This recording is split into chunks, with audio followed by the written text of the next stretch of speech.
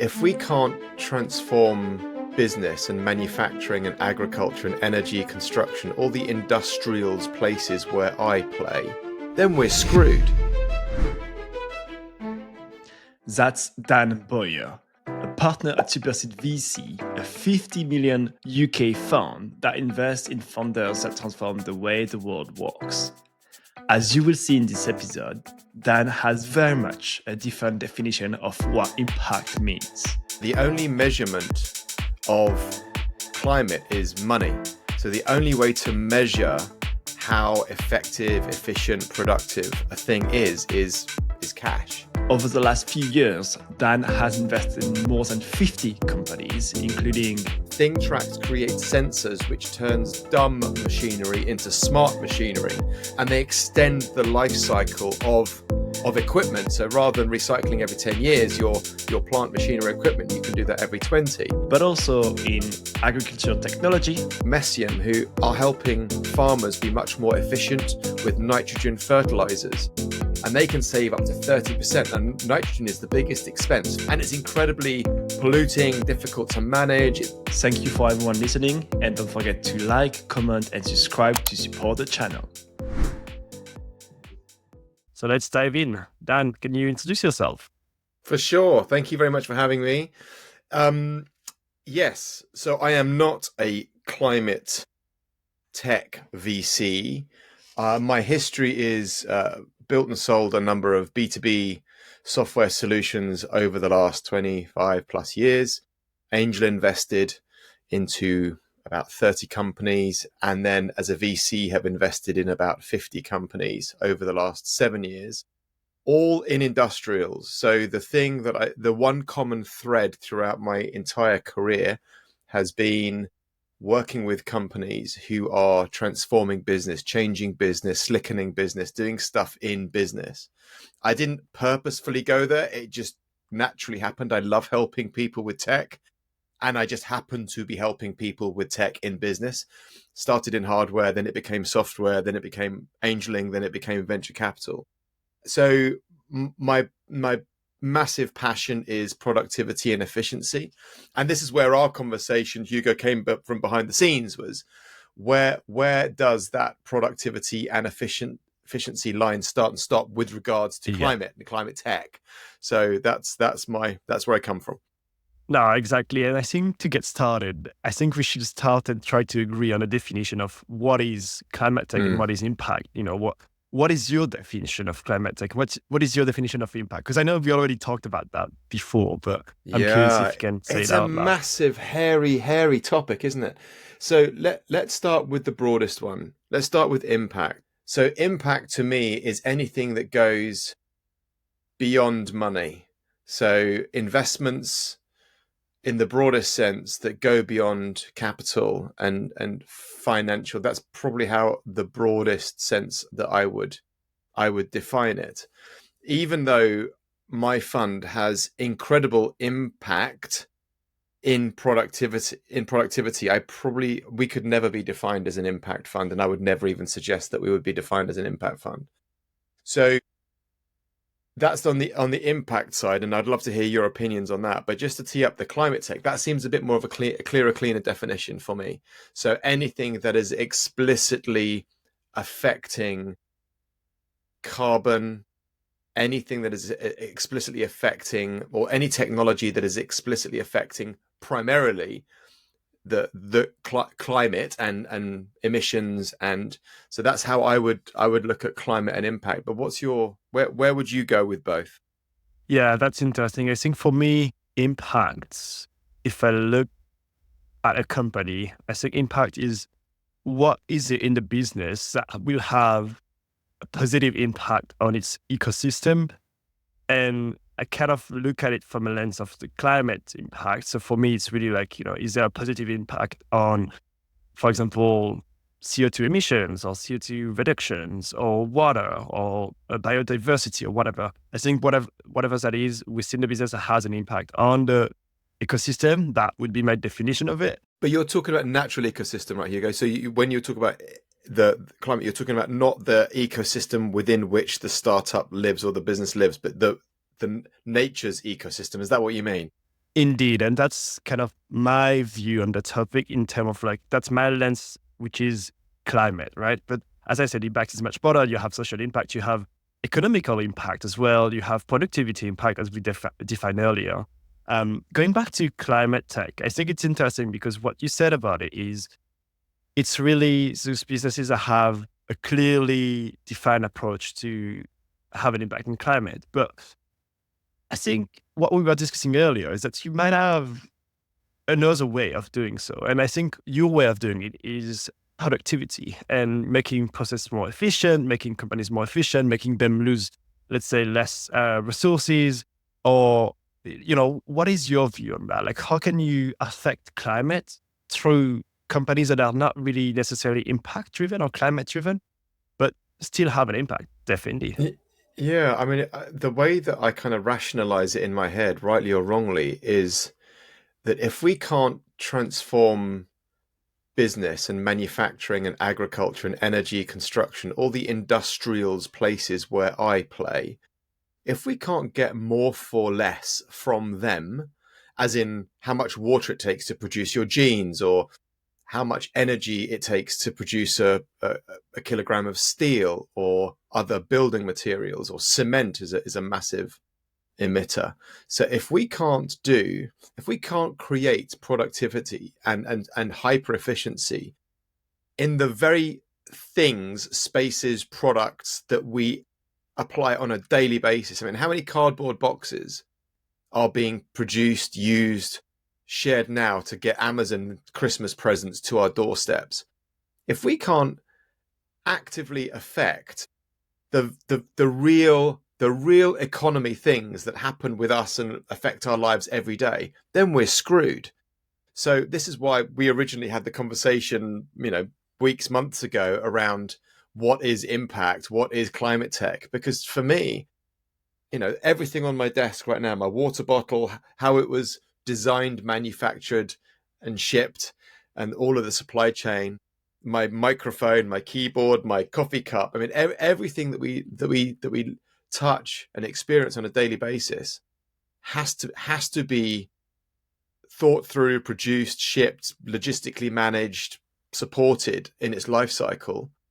And that's where I kind of live. So I'm a bit myopic. I'm a bit of a blunt instrument about this topic because I don't believe that unless government get involved at the climate tech level, that anything can meaningfully happen. And I would love to have that debate with you. So I'm trying to affect change where I can affect change, which is get businesses to be more efficient.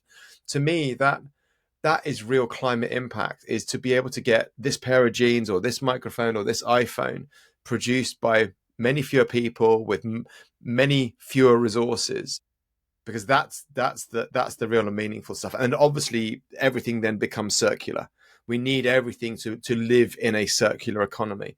And that's why I'm a bit of a bully on this topic, if that makes any kind of sense at all.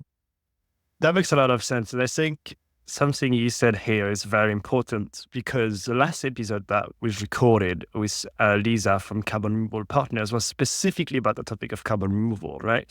And carbon removal is really for those CO2 emissions that are hard to abate, that we call them, which are really like emission that will be residual no matter what we do. It's going to be very hard to not, pollute through certain processes. But one thing you said there is obviously you need to tackle the residual part, but before that, you need to reduce the massive part that we have, which is like all of the emissions we have in the atmosphere through multiple processes. And you were talking about your genes and your microphones. And so I think your view on the topic, if I understand it correctly, is that B2B startup that affect industries and how they work and make them more efficient are really those that are tackling the problem of like reducing emission as opposed to Mm. removing them, right? Is that rightly so? Yeah, I think carbon is one thing, but all of the other harmful chemicals and other pollutants and other things that come out of inefficient product manufacturing and operations, that's really hyper problematic. So to me, I want to start at the top of the tree, or let's flip the analogy. I want to start at the roots. I don't want to start at the leaves. I want to start at the roots. Not that there isn't a space for all of these technologies. Of course there is. But unless we work out how to do more with less, we're screwed. So I'm starting deep into the roots of the problem rather than the carbon removal or the management thereafter after these companies have polluted and produced and shipped. And is that on purpose? Like, do you have somewhere in your brain these like cases that you want to invest in B2B companies to actually reduce emissions, or do you see it more from an economical point of view or more from like a climate point of view? Like, is there somewhere in your brain that says what I do is great for the planet? No, I don't think in those terms, but the only measurement of climate is money. So the only way to measure how effective, efficient, productive a thing is cash. So I don't look at it from the I don't look third party down the track as to in terms of carbon or climate change. I think in terms of the base roots of how can we spend less to produce the same products in a circular fashion. But I don't look at my investments with that lens. I only look at them within the, is this going to move the needle for some version of product production, manufacturing, or in agriculture, in energy? Is it going to move the needle for that industry? And then the rest takes after itself. The rest will look after itself after the fact. So I flip the argument on its head. But again, not suggesting for 1 minute that you don't need carbon removal or products and technology thereafter. I don't believe there'll necessarily be long-term projects. I think we have to sort the short, the medium, and the long term, and that will take a multi-pronged approach. But technology will save us. Technology will save us from ourselves. And I passionately believe that however much I was going to use a swear word then, but I won't, however much we ruin this planet, that there will be, hopefully the inertia won't be too long and we won't be too late, but we will be able to resolve the energy crisis, and we'll be able to be much more thoughtful about how we use renewable technology across the planet. I mean, that's interesting because you're talking about, being smarter in how we produce renewable energies, for example. That is really a topic for climate tech VCs, right? Because that's the type of companies they invest in.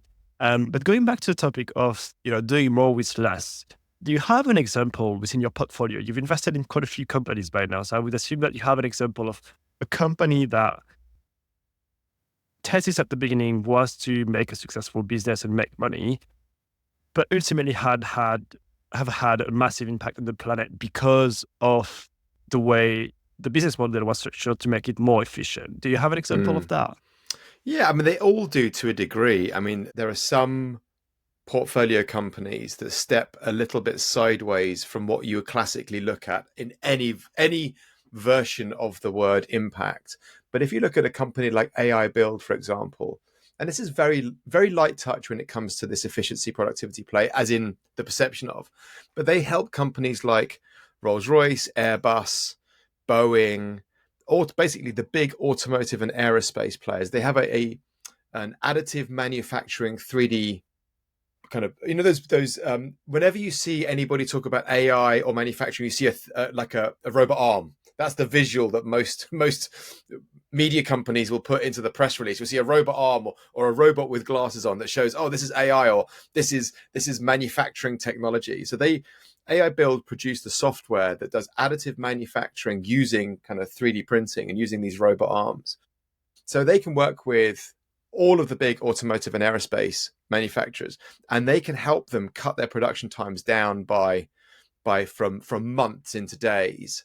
But even the stuff, I mean, another company would be ThingTrax. So ThingTrax, what they do is they have sensors that sit on manufacturing plants machinery. So whenever you go to I don't know, an envelope folding machine or a cardboard manufacturing machine or whatever it is, you get these massive long plant machines in these factories. So rather than replacing these plants every 10 years, ThingTrax creates sensors which turns dumb machinery into smart machinery, so that you can do all of the predictive maintenance, you can do all of the tracking and all of the efficiency gains and productivity gains across your plant lines. And they extend the life cycle of equipment. So rather than recycling every 10 years your plant machinery equipment, you can do that every 20. So it's those kinds of things that are enabling, in those instances, manufacturing. And there's another company called Messium who are helping, using hyperspectral imaging, they're helping farmers be much more efficient with nitrogen fertilizers. And they can save up to 30%. And nitrogen is the biggest expense. Fertilizer is the biggest expense for farmers. And it's incredibly polluting, difficult to manage. It's a very difficult product to manage for farmers, very expensive. And they can cut 30%. They can enable farmers to be much more efficient as to how much fertilizer they put down on certain fields or within a 5 meter square in a field. This hyperspectral imaging can prove an efficiency play in how farmers fertilize their fields to grow the food that we eat. So it's those kinds of, that's three just very simple examples. It's those kinds of efficiency plays that we invest in manufacturing, energy, ag, construction, or whatever it might be. Anything, the way that I describe it to my wife is anything that's not sexy behind the scenes, anything that you don't read about in the press, any of the not cool stuff in tech, that's what I invest in. But they're the efficiencies that are created. And on aggregate, those things across the portfolio are going to have impact and create more efficiencies downstream. Yeah, I really like the two examples you gave at the end. The first one, I'm not really convinced because I feel like the first one is really improving productivity so that those companies ship their product faster. And I don't know if that's a good thing for the planet. You're right. You're absolutely right. So am I enabling shareholder value? Yes, I am enabling shareholder value. But is that always the primary? Well, yes, it is probably the primary. But like I said, coming back to my original point, the only efficiency metric is money. The only way to manage productivity is cash, either in or out, either making or saving.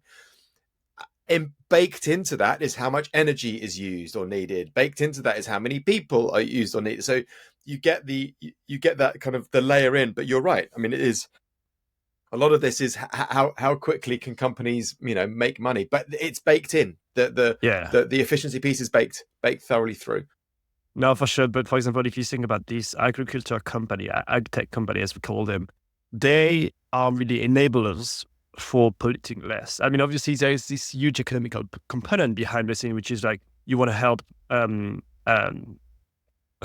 farmers to, save on materials that they need to use to produce their food, which is a good thing, right? Because like if you save 30%, and I don't know how much it's part of their cost, but it's probably a huge part of their cost. So it's the majority of their cost. Yeah, it's massive. It's massive to them.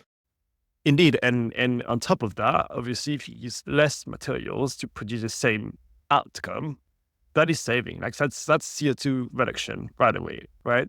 Which is great. And I also love the other company that you mentioned because this one has extension of the life cycle of a machine, right? Which again, if we want to be more efficient on the planet from a CO2 perspective or like from an emission perspective, we need to use the product we have much longer. Yes, that's a simple math, right? But like that, just extending the life cycle of a product is definitely great for the planet because within 10 years, for example, if you were to use one or two machines, that's definitely like not the same outcome from a CO2 perspective. So I think this is a great example of like companies that have a positive impact on the planet. Obviously, like huge economical impact, like let's park that aside, but it's baked into the business model. But from a climate perspective as well, it's maybe, something that they didn't have in mind when they started, but at least it is happening, right? And it's a great thing. So I think this example are clear examples of how making things more efficient can lead to also reducing emissions. Continuing on something that you talked about earlier, I love that you mentioned measurement because for you, I know measurement for you is money. You've mentioned it a couple of times already. Some people would say, at least within climate tech, that measurement should be about, how many tons of CO2 you've reduced or you removed, right? If I think about this ag tech company, for example, do you think they should measure how much CO2 reduction there is thanks to their products? Because it's quite easy, like it's easy math, 30% less for each of the customer, right? Yeah, they do. They do that. But this is the challenge that we have: is that when it's a bit like how far up or down are you on Maslow's hierarchy of needs? So as we've already chatted about, when the going gets tough financially for investors and for startups and for industry, generally, people revert to just make money, and they don't want to save the babies, clean the water, take carbon out of the atmosphere. They get back into survival mode. So it's almost like we shift back down Maslow, and then when times get better and we can save more of the babies and look after more of the planet, then we start to move back up Maslow. And I'm not saying that I agree with this. My personal take is that you should only do good. And I say that in the broadest sense, because there's doing good, explicitly doing good, there's doing no harm, and then there's doing bad, there's doing bad things. I imagine you can probably put, this entire conversation in those three buckets. And my take is that whatever the state of the economy, you should always do the right thing. What I invest in has to either have a positive net impact, productivity, efficiency, and that's 80-90% of the portfolio. But at the very worst, do no harm. At the very worst, the efficiency arguments, the metrics might be quite light, but it's in that middle bucket. And for example, would you invest in a company that, I don't know, accelerates the way we extract fuel or petrol from the planet? Like, would you invest in such a company? Yeah, it's a really hard question to answer. You would have to look at, how long is ice going to be around for? And my sense is a long time. I was speaking to somebody at JLR recently, and even though Jaguar have had this massive brand relaunch of EVs from 2026, there's a little whiff of bullshit if you scratch behind the PR, because they're still developing internal combustion engines, and their versions of electric engines, most of their cars will also have an internal combustion engine, and there'll be some version of hybrid. So if you want to very pragmatically and practically look at the market and go, look, we're going to be using fossil fuels in this way for the next 50 years, then I would probably on that basis look at investing, or open my eyes to investing in technologies that would support that. Because I don't believe you can just flick a switch and then turn off all of the petrol, diesel, gas devices that we have in our homes, on our drives, in our businesses. So on that basis, I would probably consider it. And would that be in the do harm bucket then? Yes, it would be in all three. It would be in the do good, do no harm, do harm. It would be in all three. It would comfortably sit in all three buckets, depending on your contextual lens. We could all sit here and say, that's it, I'm only looking at EVs, but just the battery technologies for EVs are incredibly resource inefficient. So not only all of the materials that go into battery technology, but also how they're produced is incredibly inefficient. I know the Volvo study was debunked, and I love the fact that the Volvo study was debunked a number of years ago. And if you don't remember that, look it up. The Volvo study basically said that the amount of energy required to produce batteries for EVs was worse than owning an ICE Volkswagen Polo and putting your foot on the accelerator flat for 10 years or something. It was some stupid kind of paired up analogy which has been debunked. But we could say let's just go pure do good. But I think there's more nuance than that, and I don't believe that you can. I think we have to make some of the awful stuff better and produce some great new stuff that's going to absolutely, on a financial basis, get rid of the old stuff. We should be looking at energy production. There is no need to look at anything fossil fuel related, because everything is baked into nuclear and renewables, because it just makes economic sense at that level to not even dig another piece of coal out of the ground or extract another barrel of oil out of the ground. And I think we are not far away from that. I think it's more political ill will and lobbying and governments that they're getting in the way. So, but I don't believe that we are genuinely right there yet, where you can just focus on the doing good part of it. I think we've still got a little bit of cleaning up to do. Yeah, I like how you see all of that through money, but I think it's a smart way of looking at it, because obviously, I posted about that on LinkedIn a couple of days ago. Like, climate tech isn't philanthropy. Like it has to make money. It has to make it can only if it doesn't live within the standard economic environment, it just won't happen. Even if we have another 15 years of positive, doing good, making money, everyone's happy, economies are booming. Even in that context, unless you're measuring with cash, it just won't survive. It won't make commercial sense. We have to make climate tech in the broadest sense. We have to make climate tech just financial sense. It has to make money. It has to be that has to be the key driver. Otherwise, it won't happen. Yeah, for sure. And if we look back at the definition of impact we had earlier, if a company is in the do good bucket and it's scaling super fast to massive scale, the impact is just much bigger, right? Because like a company that's going to live for like 1 year and then die because it doesn't have money anymore because it didn't find its business model or whatever, despite its greatest purpose of doing good, it's actually having no impact, right? Because the company just dies and then, we say dies the impact. But something I know, another topic you're passionate about is how to use venture capital as a force for good. And I'm mentioning this topic now because the thing is, going back to the question just earlier about like, would you invest in a company that's extracting more fossil fuel from the atmosphere, from the ground? I think venture capital plays a role in how they allocate resources to different projects. Because basically, so the way I see venture capital is like you receive a big list and then you filter down to whatever you want to invest in. How do you see venture capital as a force for good in that aspect? It's something that I wrangle with on a daily basis. I think the incentives in venture capital are misaligned, and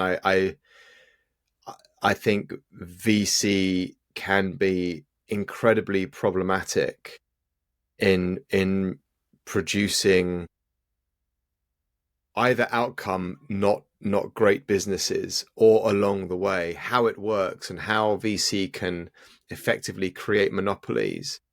And I don't believe on balance that venture capital is a force for good in the terms of good that we've already discussed. So to me, a society is graded by how it looks after its weakest members. So this, venture capital, all about the money. If it's not money plus, then it's wrong in my eyes. It cannot just be about financial outcomes. And venture capital, because it is what it is, and you can't change VC. VC is just what it is. It is dangerously not a force for good. It's interesting. I will apply a completely different lens to that question. And maybe it's because, I'm young and naive and I haven't seen a lot happening. But when I look at funds like, for example, Breakthrough Energy, that was funded by Bill Gates. It's a massive climate tech fund that invests in breakthrough technologies. You were mentioning about nuclear fusion earlier, for example. That's technologies that they try to invest in and push forward and find business models and find technology that works in that aspect. I think VC can have a sense of good as long as there's aligned incentives between LPs, GPs, and then companies, right? Because, for example, that goes back a little bit as well to the topic of measurement. Like, if your LP only measure you on the amount of money you make, maybe it's hard to do always good because sometimes you might have to take the wrong decision from a impact perspective to do money. But then on the other side, you also have VCs where LPs ask them for impact reporting. They want to see the reduction. Do you believe in impact reporting? Do you buy it? Do you believe it? I do because I think for example, I was talking to a VC earlier this week, which was telling me that their carried interest is linked to the impact that the companies have. So what they do is like they do a business plan on, like, for example, CO2 reduction. And then if they don't hit that, 50% of the carried interest goes off. And that really then aligns interests because through that impact reporting, you make sure that the VCs, and they want to make money, of course, as they all want to do, they have to make sure that they invest in the best companies that will have that unlock that carried interest. That's extremely rare. That's probably rare, but I would hope that we see more and more VCs like that in the future. I think with new regulation around like Article 9 funds and all of that, I think that might become more of the norm. I would hope so. But I think VC could be a force for good, only if everybody's aligned on the fact that it has to be a force for good. Because if you have an AOP pushing you to make as much money as possible. I, I love the fact that there are new models coming into venture, and I would argue that that's no longer venture; that's something else. I mean, there are a lot of VCs around that aren't really VCs if you scratch the surface a little bit. But I love the fact that there is this new layer, this new kind of wave of using this investment, whatever their thesis may be. No, for sure. I think to wrap up this episode, because I think we've made quite a great overview of the topic of impact, the topic of climate, how all of that goes into productivity and efficiency. I have a couple of fire questions, and you have to answer through the lens of when you invest in a company that has some sense of positive climate impact on the planet. So let's take the example of the ag-tech company that you mentioned earlier. All of the questions that we'll ask now, you need to answer through the lens of this specific company or companies that are alike of this company, right? Ready? Okay. Yep. Do it. Okay. What are green flags for startup investments? Green flags for startup investment, just the founding team. I invest so early. It's just the founding. It's the magic in the eyeballs of the founding team. What makes a great team? Having a unified sense of values, drive, ambition, passion. So unifying factors with different skill sets. So you're greater than the sum of the parts. Like any great relationship, you have to be greater than the sum of the parts, but unifying vision, values, and essence. And what is a red flag? Anyone that is too psychopathic, anybody that is too focused on other things outside of the business. So it's the two ends of that spectrum. So if you're too cooked, unpleasant, socio-psychopathic, and I don't know the difference between the two, that's one end of it as the founder or founding team. Or likewise, the worst version is you have more than one job, you're not focused on the startup. But if you're not at the other end, absolutely driven, hyper focused, so the two ends I think are the red flags. What do you need to see besides a great team to write checks? A future. I need to see a new market that is unfolding in 10 years' time based on a thought through thesis. So a founder is suggesting that the world will look different in a certain industry for a certain reason. And there is a magic source, there's a differential, there's a new way of doing, a new way of thinking, a new way of living. And they've got this thesis that they've put into this 10-year vision, go, we believe that the world will look like this, or we're going to create a world that will look like this. That's the most important thing. And how do you create conviction that this will happen? Spending time with founders in their domain, in their project, on the budget, in the plan, in their brand, with their customers, with these founders, and building that knowledge set that this is the team to solve this problem. Great. What's one advice for an early stage founder that you would give always?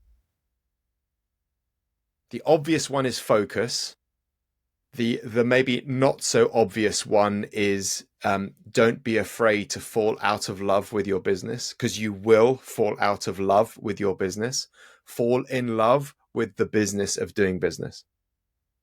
And what's one thing that they do well, usually? Being extremely passionate about the topic that they're solving. The one unifying fact, I think, of all founders, whether they're deluded or not deluded, or right or wrong, or good or bad, is a passion for the topic at which they're working. And what's one thing that they do wrong, usually? It's probably the inverse of that, which is falling in love with the solution that they think should happen rather than the solution that the market wants. Great. And what's one advice for an aspiring climate tech VC, or someone that wants to invest in companies that have a positive impact on the planet from a climate perspective? I don't feel qualified to answer this question, but my answer would be along the lines of our discussion is broaden your horizon, open your eyes to the efficiency, productivity question which lives beyond the explicit nature of climate. Love that. Well, I'll just do a quick recap before we close this episode. But basically today, what we've explored in the climate ecosystem and climate VCs are we've discovered new ways of doing climate investment through the lens of productivity and efficiency, but behind the scene are actually great for the planet and for how we do things. So it's just about how we do more with less. And I think that's the topic of the next decade. What's your final thought on, building a sustainable future through innovation? The thing that excites me the most, I've got so many things that make me fizz, but the thing that excites me the most is this next wave of AI. It really is a revolution. And I know that a lot of people say those words very, very in a very blasé manner. It really is going to open up how the world works. But if you look at the recent tools this week, or Gencast came out, didn't it? So I think, was that an OpenAI tool? Was that a Google tool? I think it was DeepMind that came out with Gencast. So that Gencast is the latest weather prediction app, which is proven to be much more accurate than supercomputers. What takes a supercomputer, whatever, a month to produce, Gencast with a very small, thin generative algorithm that basically works on almost one chip, almost a computer, is more accurate at predicting the weather.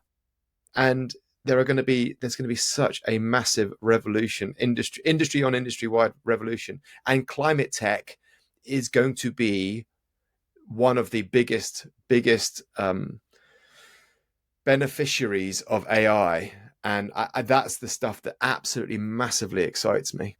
Yeah, I love that. And talking about efficiencies, and again, like this a supercomputer versus like a small chip, there's probably a lot of efficiencies driven there, and probably a lot of CO2 reduce. Yeah, massive. Exactly right. Well, I have one more question for you. With the next climate GP that I should interview, we should be in your seat next.